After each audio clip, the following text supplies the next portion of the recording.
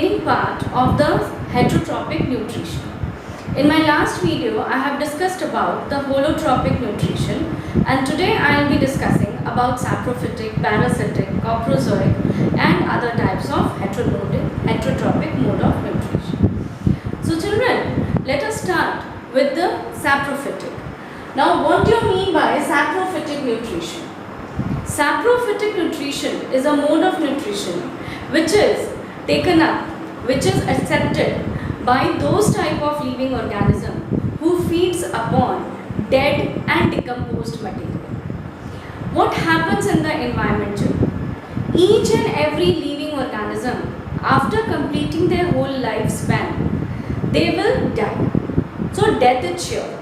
So after the death of the different type of living organism in the environment, to clean their nature, a different type of organisms which we called microorganisms are present. And these microorganisms also need to feed to keep themselves survive and to perform their metabolic activities, to perform their various functions in the environment. So these microorganisms, to sustain their life, they also need food for their survival. So they depend upon those type of materials which are dead, the organisms which are dead. The organisms, when completing their lifespan, when they die, these dead and they get decay also. So these dead and decayed food materials are fed by these type of saprophytic organisms, and the organisms which feed upon the dead and decomposed materials are called as saprophytic organisms, and the mode of nutrition is called as saprophytic nutrition. So now let us consider examples that which type of organisms are coming in this group. The organisms like fungi, bacteria, different types of like your yeast, molds, mushroom. So different type of living organisms. So they are feeding upon the dead and decomposed organic material. So organisms which feed on dead and decaying materials are called as saprophytic organisms. And who are they? They are like fungi, bacteria and other type of living small microscopic organisms. Now how they feed? Some of these organisms which they survive in the environment, they release a certain type of enzymes from their body, and these enzymes, children, help these organisms to digest that dissolved, dead, decomposed organic material which is present in the environment. So children, this was all, and later on that food will be, that nutrients will be absorbed by the body surface, through the body surface of the living organisms. So children, this was all about your saprophytic nutrition, that those organisms who are feeding upon the dead and decomposed materials, they are called as saprophytic organisms, and the mode of nutrition accepted by them is called as saprophytic nutrition. Organisms like yeast, mushroom, molds are the example of saprophytic nutrition. Now let us, children, discuss the next type of heterotrophic mode of nutrition, that is your parasitic nutrition. Now first let us know that what is parasitic, what is parasite. Parasites, children, these are those organisms who either lives on the body of other type of living organisms, or this resides inside the body parts of the living organism.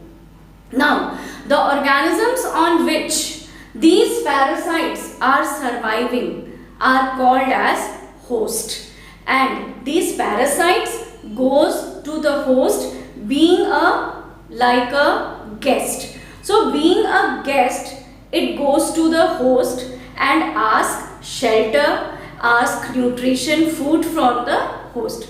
And in courtesy nature, children, the host provides the food to the parasite, it provides shelter to the parasites, to the other guest organism.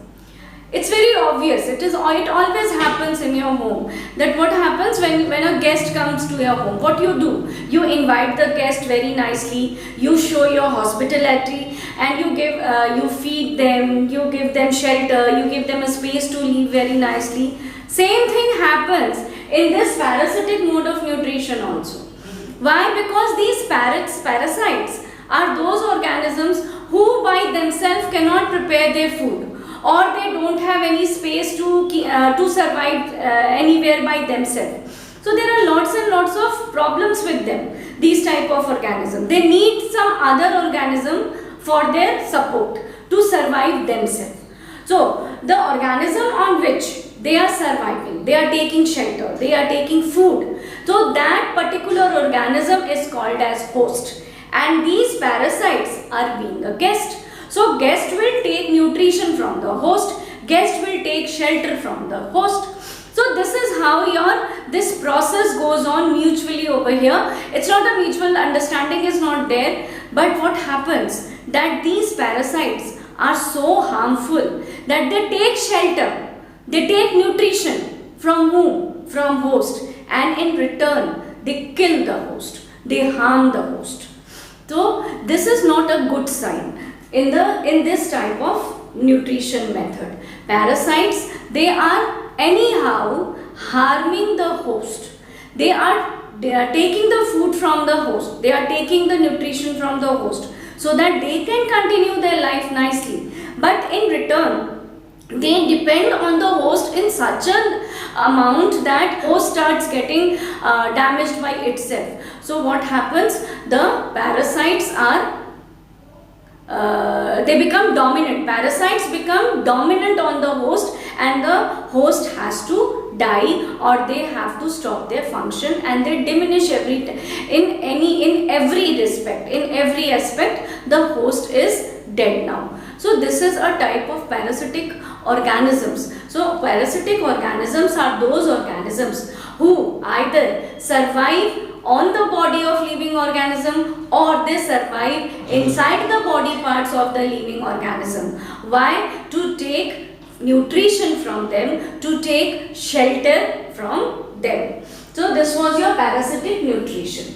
Now if I take examples of Plasmodium. Now what is Plasmodium? Plasmodium is a type of protozoa, and this Plasmodium is responsible for causing malaria among the living organisms. Now what happens when this Plasmodium is transmitted to the human body by the by the mosquito, and this mosquito, after injecting the Plasmodium inside the body, this Plasmodium enters in the blood. Now in the blood, this Plasmodium takes nourishment from the blood, and after taking nourishment from the blood, what happens?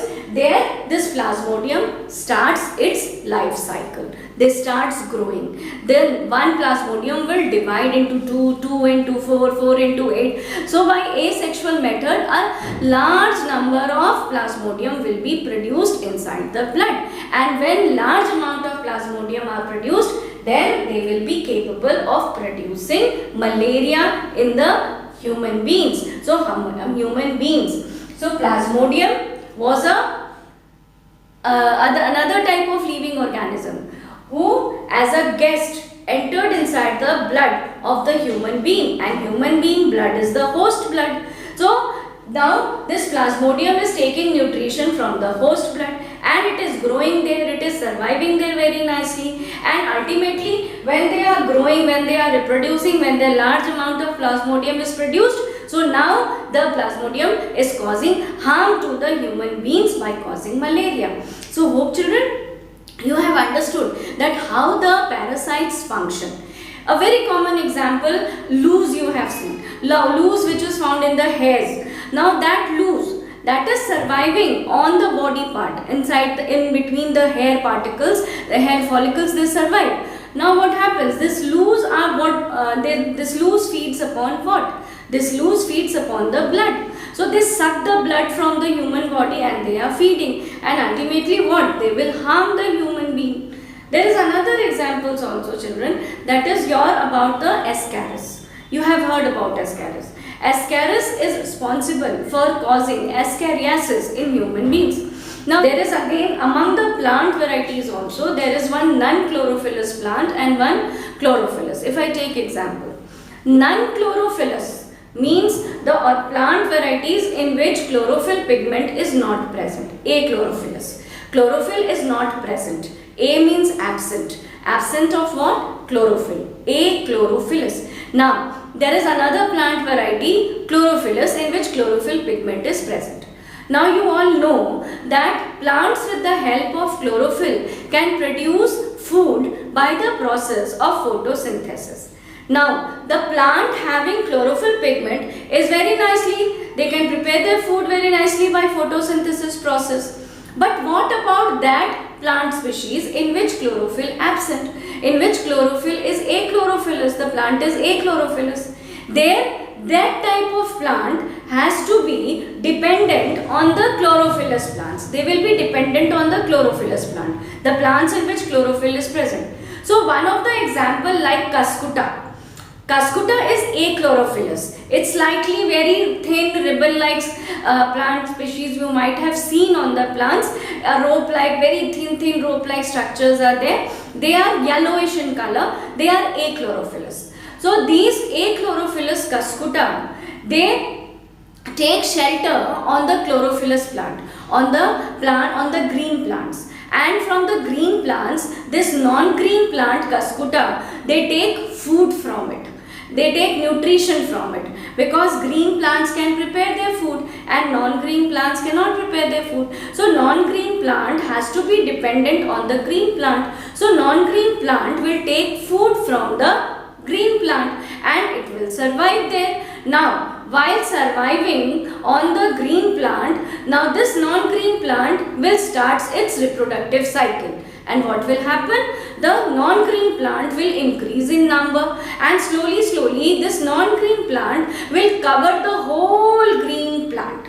When the whole green plant is covered, then from all top portion the non-green plant has covered the green plant. Now green plant will not get sunlight properly. It will not be able to prepare its food properly. Then photosynthesis will not perform properly over there. So green plants will slowly start deteriorating, and what will happen, that the green plants will dry up, and this non-green plant became dominant upon the green plant.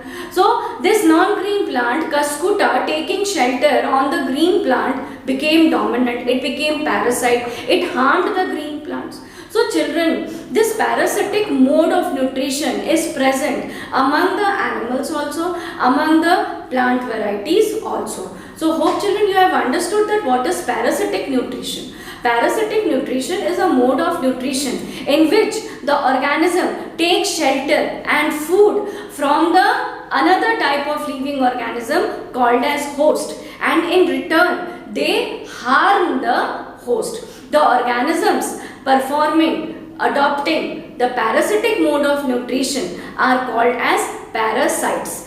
Now let us children discuss the remaining types of heterotrophic nutrition, that is your coprozoic nutrition and mixotropic nutrition.